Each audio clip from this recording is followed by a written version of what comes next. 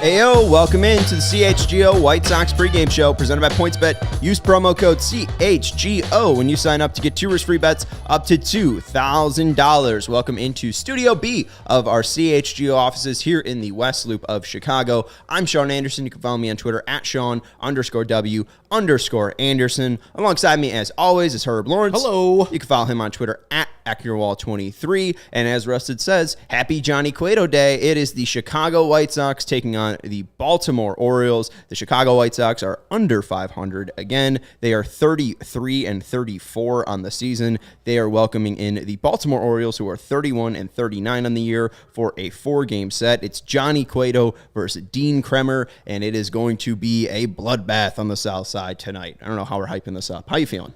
I'm feeling good. The White Sox have a subpar team. This team last night, I was tweeting, they were playing the Washington Nationals in Baltimore. Late game, got rain delayed a couple times. Finally ended that game about 11:30 local time, and so they got in late. They're going to be struggling, not maybe today, but tomorrow, guaranteed, when Kopech takes them out for the White Sox. And we had John Cueto going into the bump today. This team is the Baltimore Orioles, has like 4 or 5 good above-average hitters. Then it falls off the table. I'm good for a 4-game sweep this weekend. Yeah, it could happen. I mean, you'd love to see it happen. I really don't want to put too much into this Sox team because we said it's a deep cleaning as a 4-game win, right? Yes. Vacuuming. No? Vacuuming? Okay. I think a vacuuming is a 4-game, and then 5-game is a deep clean. Yeah. So, like Stanley Steamer or something like that. Yeah, 2's a dusting, 3's a sweep, 4's a vacuuming. You need to start stacking some wins, absolutely, but you know, this White Sox team, I don't know if I have faith to say they're going to win 4 straight games. It's so hard to sweep a team in 3 games, let alone 4. And we saw with the White Sox, they had a good first 2 games against the Blue Jays. And yes, Lucas Giolito had a rough start, but there was also a lot of just questions and issues raised in that game. First off, Denny Mendick tore his ACL. Let's go to our guy, Vinny Duber, who is at Guaranteed Rate Field, and he tweeted out the updates for Danny Mendick.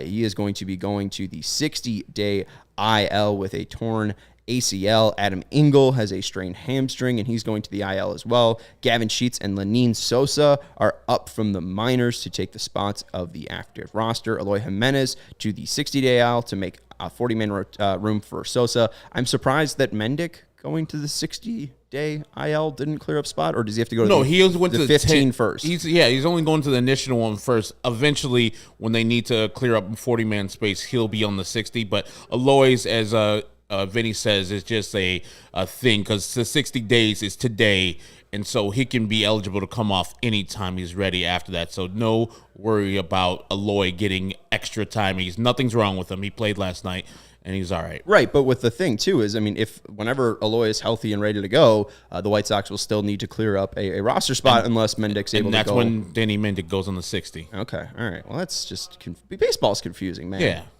Oh, well. And let's, too, talk about the Robert thing, because we see this, and Augusto's saying Sosa should be second base. We'll talk about that when we get to the starting lineups. But Dan from 219 says, I'm surprised they didn't bring up someone who can cover center field with Robert Iffy. I have the feeling that Robert really isn't iffy. I know that the White Sox haven't said that this is because of effort out there, and this is just me speculating, or at least me with the eye watch. But he looked horrible last night or yesterday when we were there live in person. I wasn't like Steven, our producer, 9 beers deep. I was pretty sober watching that game, and Luis Robert hit a ball that should have been a double, and just his lack of effort out of the box. I would have benched him the next day. I don't know if the White Sox would ever say, hey, we're benching this player. I don't know if you've ever seen an example of, hey, benching this player, but I didn't like the effort yesterday, and we see Robert not in the lineup. They say leg soreness. What do you say, Herb Lawrence? I mean, KPW says Robert got benched yesterday for not running out with a would-be double on Wednesday. And for the pregame, you showed us what happened. I wasn't paying that intently close to the game at that time. I think it was out of hand, and shout out to Steven. What you did give him some shout outs. 9 beers, 9 hot dogs, 9 innings. He crushed that challenge yesterday. I didn't think it could be done, but the man, I was never doubted his food part. The beers part would have been the tough part for me. Just a lot. He killed that. That was the hard part. Oh, I couldn't. Yeah, that was the last thing. And I waited for you to come back to my section. I'm like, I gotta have appreciate Herb that. watch this. And you did it before the 9th inning. I mean, you could have had that done probably by the 7th, I want right? to put this out there. I missed the first inning plus. We weren't in the stadium yet. So I was already playing from behind. That's true. But, I mean, we did let you drink a beer in the parking lot. And I didn't count that beer. Yeah, and so That's your I fault. think if they are benching Robert, it should be known. Let it be known. We expect a certain level of athleticism, a certain level of trying on the field. And Sean is showing me right now that hit he hit. Oh, yeah, I already know it's in the gap. And it gets by him. And the fielder dives head first, and it gets by him. Look, Luis Robert has they don't way too show much it, speed but- to lollygag. And we were pointing out the other day there you where go. the It's a ball perfect was shot. hit like Watch this, Up and front. you'll be able to see. I know you were watching it with Courtney, and Yeah. you were going up and down Oh, yeah, for the that's a- 500. oh. Look at this. oh yeah. I mean, come on. I'm Dogs out of the box. And maybe that is leg soreness right there. Maybe he's not able to get up to that speed, but that looks concerning to me. If a guy like that, especially on a missed dive like that, you have to be at second base. There's no if, and, or buts. And if Luis Robert is hurt again, they have so many fucking issues. I think we talked about that with a Teoscar Hernandez hit that was pretty much hit. It was a single, but he turned it into a double Vlad because Guerrero. I thought it was Teoscar Hernandez. Oh, it might have been Teoscar. I thought it And was Vlad. Teoscar was out of the box sniffing a double because he saw Luis's effort was lollygag and get to the ball and throw it back in. Can't do that. And for him, and I know people point to the Andrew Jones thing where Bobby Cox pulled him out of the game in the middle of the game. And it's like, come your ass here. You are not doing that. That helped Andrew Jones. And Andrew Jones said that as much. It's like, hey, I got my head straight. I made all effort out of that after that.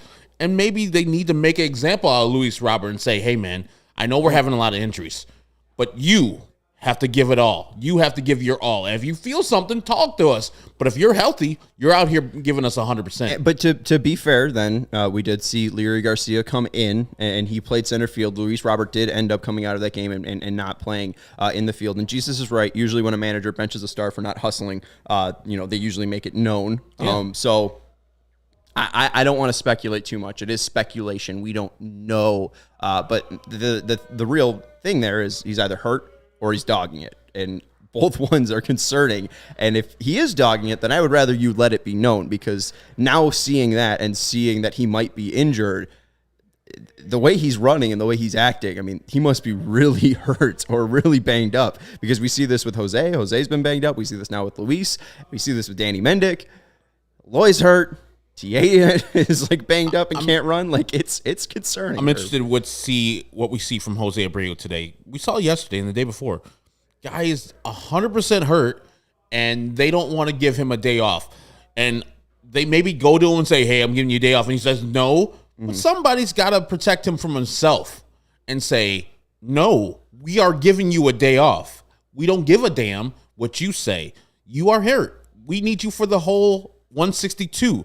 Not a couple days. So I'm interested to see if a day and a half of a good rest has healed Jose a little bit better, so he can, at least move his legs, because he looked fast when he scored the winning run the other day. But yesterday, I'm not a fan of playing a player through injuries, especially on this team where you have a bunch of injuries. Jose, we cannot afford to lose for any extended period of time. Absolutely. And that's the thing. Like Danny Mendick, you can lose him. And I don't mean that in a bad way. Like Danny Mendick worked his ass off to be on this team, to stay on this team, to stay at the major league level. But if Danny Mendick was hurt and wasn't out, I don't think that the White Sox World Series chances change. Their depth is hurt, but I still don't think that they would lose a World Series because of Danny Mendick. If they don't have Jose Abreu, if they don't have Luis Robert, they will not win a World Series. So these are the guys you have to protect. And when they're performing like that or have plays like that, it's extremely jarring. It's like when Michael Kopech's throwing 92.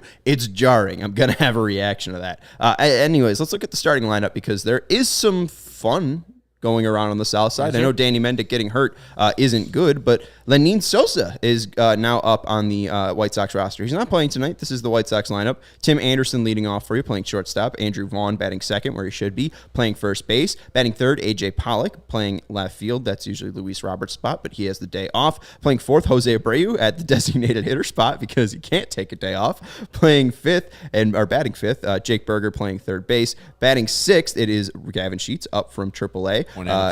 Pointing at himself in right field. Sebi Zavala is batting seventh and doing the catching. Batting eighth is Larry Garcia in center field. And batting ninth is Josh Harrison playing second base. Connor's saying they should play Vaughn at second more. That's what Tony La Russa wants to do, but I don't know if I want to see it. But we saw it yesterday. Yeah, that was a blowout. So give him a couple reps out there at second base. Don't do that ever again. You got Sosa up here, and I expect Lenin Sosa to play the majority of the game. I mean, if he's up here, and if he is the player that he has purported to be down there in Birmingham, I think he had 14 home runs. His OPS is over 900 down there. A guy that is always been the youngest player in his divisions he's been in. So if you're bringing him up here, and I'm kind of mad that he's not in the lineup today. I heard that he got in the game at 3 o'clock. So, it's a whirlwind coming from AA down south into the major leagues. I get it. It's a big-time thing that he's up on the majors, and it might be too much too soon. So if he gets 3 of these 4 starts, like plays the rest of the weekend, I'll be fine. I just want the kid to play. If you bring him up, play him. And I want to see what he can do, because I know Josh Harrison gives you something, but he doesn't give you enough to say, hey, that kid can't play, because we got Josh Harrison here manning second base. And while you have this thing at third base where Yohan Moncada's out, go a platoon right there with Josh Harrison and Jake Berger. He has not earned all the starts at third base in the stead of Yohan Moncada, because his defense has been suspect. Yeah, and I right now am on. I understand your point. Like Lenin Sosa, if he's up here, you got to play him. And you talked about it too, like the platoon. If you're going to have a platoon of these guys, Yolbert Sanchez would have been the guy that you called up and not Sosa. Sosa has the ability to be an everyday player, and that's what Tony La Russa described him as today, as an everyday player. So my idea is that I think they just want to give him the ability to take in everything tonight, and it is still a 3-game series. If he plays 2 out of the next 3 games, and he plays 3 out of the next 6 games, or 4 out of the next 6 games, it is a 3-game series. But after tonight's game, it's a 3-game series. You know what I'm saying? Right. I'm saying, he just has the night off tonight. And hey, maybe he gets in there for a defensive replacement. Maybe he gets in there to pinch run. But I wouldn't like that. I don't. Yeah, I hate that. If you're on your major league debut, start him. Like, don't have your major league debut in the field. You get your major league debut in the starting lineup, not as a defensive replacement. I would not like to see that, especially not for Josh Harrison. So unless somebody gets hurt, I don't want to see Lenin Sosa in the game tonight. I want a clean slate from him tomorrow where he makes his major league debut, so it can be special for him. Well, and something that I think too, I want it to be special too. I don't want you to get off the plane, get rushed to guaranteed right field, take batting practice, have this whole hoopla, and then have to be tossed into a game. Let's look at Vinny's tweets. But I think that possibly the layout could be tomorrow is, first off, he's wearing number 50, joining Sox luminaries such as Jimmy Cordero, Tiago Vieira, Mike Pelfrey, my favorite, John Danks. What about Danks? Jose Pengoy. That's Paniagua. That's Joe Bread and Water. Help you. Who? Joe Bread and Water. Paniagua means bread and water. That's what Brendan McCaffrey old thing. So he only pitched like a third of an inning for the White Sox, like flicked off the umpire and got released like that night. And R.I.P. Lamar Hoyt who wore number 50. But Sosa said he's most comfortable at shortstop, but given the Sox don't really need him there, he'll play wherever they tell him. Second base and third base seems likely. My thought, though, is if he's most comfortable there, we know that Tim Anderson was recovering from an injury. Maybe Jose is able to play first base tomorrow. I know they've talked about DHing Tim. Maybe they DH Tim, play Sosa at his most comfortable, which is shortstop tomorrow. And then that way, maybe Tim could even possibly see the ability to play all 4 games. Like, I think that they, give him a day off, and maybe he goes back to back on Saturday and Sunday playing shortstop. But I do think that they are going to start Sosa tomorrow. I think that he will definitely get another start after that. I think you'll get 2 games from Sosa. And if they get 2 games from him, I'm fine with the way they handled Sosa. And I saw somebody in the comments earlier talk about Sosa will definitely play on Saturday because it's a day game after night game. Some of these veterans will have to get a day game off, and Timmy got one out yesterday. It was Greg Miller, and I can see him playing shortstop there for Tim Anderson after a night game on Friday versus the Baltimore Orioles. I'm very excited for the kid. 900 plus OPS down there in Birmingham.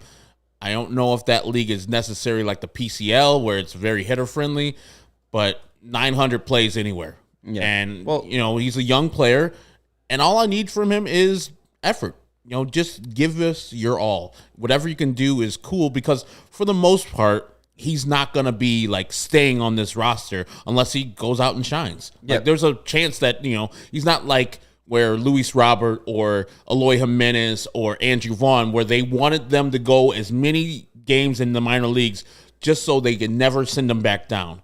He's more of the ilk of Gavin Sheets, Jake Berger, those type of guys where they can hit and they can maybe stay up the major league level, but they're not a top prospect that the White Sox want to have all the minor league games exhausted before they bring him up to the majors, because that's the last time they're going to bring him up to going to have up to the majors and not going to be benching him or demoting him. Right, and I mean, he might be a guy that might get sent back down. Maybe they don't use him for too long, but I think that he could possibly stick up here. And like you said, 22 years old, and this is not like Charlotte, where Charlotte is a extremely hitters-friendly park. There's not too much of that, and he's about 2.5 years younger than the rest of AA, and he's got an OPS of 933. And when you look at 2021, he had 105 strikeouts. This year he has 40, but last year he had only 16 walks. This year he's already had 21. So he's been able to advance in a league, take that step up, and do better at discerning what's a ball, what's a strike. So hopefully, and he's obviously shown that he's been able to turn that into actual production this year. So I don't know if it's a rush here by the White Sox, him skipping AAA totally, but I do think that it's a better call and a more aggressive call than calling up Yolbert Sanchez. And I know some people were saying, I forget what I was going here. My bad. That's on me. Hey, Eli Stein, how are you? Good to see you from Israel, my friend. People are saying a savior. Like, Steven mentioned Christopher Morel and the boost that he gave, the energy boost that he gave to the Cubs. That's all he needs to be. Yeah. I mean, he just needs to perform. I mean, Danny Mendick, all he was doing was fitting into a cog in the wheel like Jake Lamb did, like Billy Hamilton did, like Brian Goodwin did last year. All that Sosa needs to do is fit into the cog. He just needs to keep it going. If he starts 2 out of 3 games every series, I'm fine with that. If we see him more than Leury Garcia, I'm fine with that. That's all we need to see. That's all I need to see from the White Sox to say that they're taking this seriously. Yeah, because Josh Harrison's been good. So if they play in Josh Harrison, that's probably because he's just better. Yeah, and I would love to see the kid. I just want to see what he can bring to the table. I mean, it's no joke. And I thought I saw somebody talking about Schlesh Poppy, which I missed you yesterday. We'll catch you next time at the ballpark, Schlesh Poppy. Was he there? No, he wasn't there yesterday. It's a tough hitter's ballpark. He's talking about Birmingham down there. So, yeah, he's done well there. I just want to see it. I'm not thinking he's a savior, Greg or Sean. I think that he is a good player from the clips I've seen of him. And he's a young player, 22, I believe, years old right now. There's promise. And he's from the same hometown as Eugenio Suarez. Well, there you go. He's going to be a stud. In Venezuela. All right, let's look at the Baltimore Orioles lineup. And as Greg says, Sosa just needs to be adequate, right? And Abreu, Tim Anderson, Luis, even you could throw Eloy in there when he's playing that well. I mean, those are the true saviors. Those are the true guys that make you a World Series contender. Orioles lineup, leading off for them, Cedric Mullins playing center field. Batting second, Trey Mancini. He's the DH. Batting third, Anthony Santander. He is the left fielder. Batting fourth, Austin Hayes is the right fielder. Batting fifth, Ryan Mountcastle. He'll be playing first base. Batting sixth, Adley Rutschman. He is the catcher, the former number 1 overall pick, the switch-hitting catcher. He's been struggling, but, hey, they're calling him up, and he was doing really good in the minors. Batting seventh, Tyler Nevin. He's playing third base. Batting eighth, Jorge Mateo. He's playing shortstop. And batting ninth, Richie Martin playing second base. I'm excited to see Rutschman, excited to see Mountcastle. Mancini and Mullins are kind of the known commodities on this team. They're kind of the older guys, but a fairly young team, but some promise with those hitters. Yeah, Cedric's not having the year he had last year offensively. He's doing well with the glove, of course, but that middle part of the order where you have Santander and Hayes, who just hit for the cycle 4 for 4 in a rain-shortened game last night, It's something to look for. Their outfield, little suspect, except for Cedric Mullins defensively. Looking forward to seeing this young team. Anthony Santander, I think, has the team leading home runs, a guy that is got a little pop. This is a young team that's on the rise. And Adley Rutschman, as you said, was the number 1 overall pick. It seems like you've been waiting for him and Joey Bart forever. Joey Bart struggled, and they sent him back down to AAA for the San Francisco Giants. And Adley Rutschman's not having an awesome, ass-kickingly great season yet. But yes, I am very excited. And KPW, of course, is the AL East guy who's seen the Baltimore Orioles a time or two, says they have a great bullpen too. Their starters, I've looked them over. I'm like, ooh, friends, it's time to eat. Get the fork and knife ready for White Sox. Absolutely. And hey, Rutschman too. Last 11 games hitting 308, 357, 564. That's an OPS of 921. So, hey, maybe that bat's waking up for the kids. They know how to draft switch catchers out there. Switch-hitted catcher, right? Oh, yeah, Matt Wieters? Yeah. I kind of always hated Matt Wieters. I always thought Matt Wieters was overrated. And I don't really think about that often with players. I mean, he should have been better than he eventually turned out to be, but every time Matt Wieters came up, I was like, this might be a home run. Yeah. I mean, even though he didn't, hit a bunch of them. And hey, I mean, he had like 12 years in the majors. It's a pretty damn good career. And you mentioned Santander leading home runs. They got 3 guys above 10 home runs. Santander has 13, Mountcastle has 12, Hayes has 10, and Mancini has led the team before. He's only got 7, so that bat might wake up for him as well. So interesting team, but you're right. The starting pitching is bad. And I saw someone mention, hey, maybe Gavin Sheets will be good this series because he's used to AAA hitting. He's been hitting it so much recently. And it's multiple. Like this is the team he grew up cheering for because his dad, Larry, played for the Baltimore Orioles. Mm-hmm. And I think he hit a home run last time he played in Baltimore last year. It was real poetic, real movie-like. And in the minor leagues, when Gavin got sent down for those 9 games, 270, 308, 541. So an 849 OPS for Gavin Sheets. Down in AAA, 2 home runs and 4 doubles. So, hey, if he wants to come up and have 6 extra base hits in his first 3 games, I'm here for it. Let's look at the pitching matchup. We got Johnny Cueto on the bump for the White Sox. He in 42 2/3 innings. He's got a 2.95 ERA, 36 hits allowed, 33 Ks, and 11 walks allowed. That's an ERA plus of 135. And Dean Kramer, 15 1/3 innings pitched, 2.35 ERA, 14 hits allowed, 10 Ks, 4 walks allowed, and a ERA plus of 174. That is some good stats for Kramer, but I wouldn't get too excited. He's done that against Cleveland, Kansas City, and Tampa Bay, and just on the career, he's got an ERA of 6.06 in 87 2/3 innings pitched. So if the White Sox don't do well tonight, I honestly will be pretty upset. Yeah, and his pitch mix was a fastball, cutter, changeup, and a curveball. No slider. Huh? No slider. I mean, his cutter might work as such, but yes, no slider, so the White Sox probably feel good about it. You won't be wiping out on some garbage pitch that's in the left-handed batter's box. Yeah, he's pitched well versus lesser teams. I think this last start he gave up no runs versus the Tampa Bay Rays. So good. And his ERA plus is 174. But as you said, if the White Sox don't tee off on Doug or Adam or Steve Kramer, whatever his name is, I'll be very upset at the end of the game. We know Johnny Cueto is going to give us at least 6 innings out there, a quality start at every one of his starts he's got, except for the Cubs game. We know Johnny Cueto is ready for the action tonight. And you're right that his cutter is slider-ish compared to the MLB average. His horizontal movement moves 2.8 inches compared to the average more. So his horizontal is got more run compared to a slider. But, looking at the run value on his stuff, the cutter's got a 0 run value. Last year it had a 3 run value. If those numbers aren't negative, that's bad. The only pitch that has a negative run value is his fastball. So, I mean, if the White Sox... It's a below-average fastball with a lot of spin. But, it's probably mid-90s fastball. So the White Sox will not be, amazed and dazzled by it. It's the pitch he throws the most, of course, but I think if it's in the zone, and as the White Sox have been hitting as late, except for yesterday, I think they'll have no problem with this Kramer guy. Yeah, league average is 94 miles per hour, and that's where Dean Kramer sits. So I wouldn't be too worried if I'm a Sox fan. And honestly, if I'm a Sox fan, I'm betting on the White Sox to win, and that is where you should go and support CHGO is by downloading the PointsBet app and use code CHGO when you sign up. If you do that right now, you get 2 risk-free bets up to $2,000, but that's not it. If you make a $50 or more first-time deposit, you'll receive a free CHGO membership, which unlocks all of our web content, and you'll even get a free shirt of your choice from a CHGO Locker. That's $2,000 in free bets, a free CHGO membership, and a free t-shirt from CHGO Locker, all for making more than $50 first-time deposit at PointsBet. If you have any questions, you can email pointsbet@allchgo.com, and we can help you out. PointsBet's your home for live in-play betting, and it just got even better. Hey, maybe that Chicago team from the American League is down and primed for a comeback after maybe a rough inning from Johnny Cueto.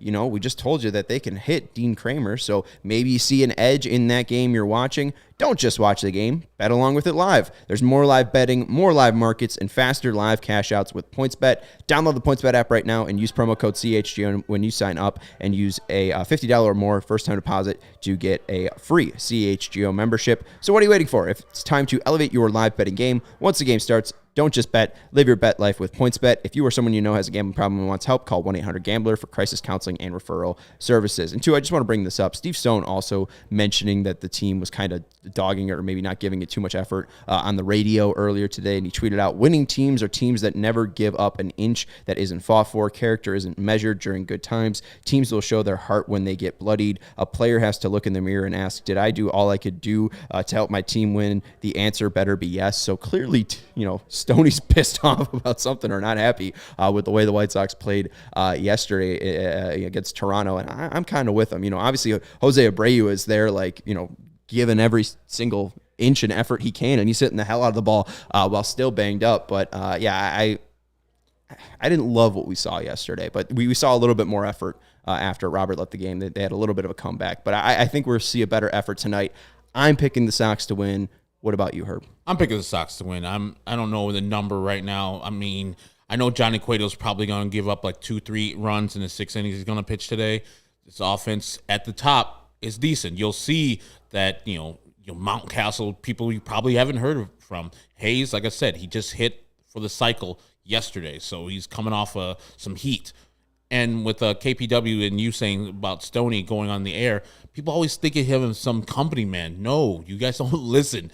Steve has himself deniable plausibility every time. He gives himself an out. He doesn't say the exact word, but he gives you what you need to hear if you read between the lines what Stoney is saying.